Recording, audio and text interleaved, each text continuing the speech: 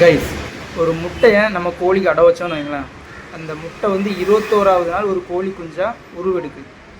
இந்த கோழி குஞ்சா உருவெடுக்கிறதுக்கு ஒரு 21 நாள் பொறுமையாக அடை காக்கணும். அந்த பக்குவமான உழைப்பு அங்கே தேவைப்படுது. If egg is broken by the outside force, life ends.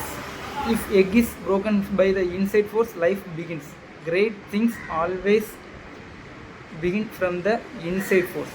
நம்ம வாழ்க்கையில் அடுத்தவங்க ஏதாவது ஒரு மாற்றத்தை ஏற்படுத்திடுவாங்க, அடுத்தவங்க வந்து நம்ம சந்தோஷத்தை ஏற்படுத்திடுவாங்க, நம்மளை ஒரு மனநிறைவான வாழ்க்கை, நிம்மதியான வாழ்க்கையை அடுத்தவங்க நமக்கு தருவாங்க அப்படின்னு நினச்சோன்னு வைங்களேன், கண்டிப்பாக அது நடக்காது. ஒரு மாற்றம் வரணும் அப்படின்னா நம்ம மனதுக்குள்ளே தான் அது உருவாகணும்.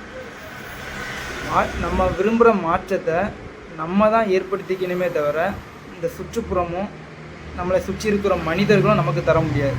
அதனால் சிந்திங்க, நம்ம வாழ்க்கையை நம்மளால் கண்டிப்பாக மாற்ற முடியும்.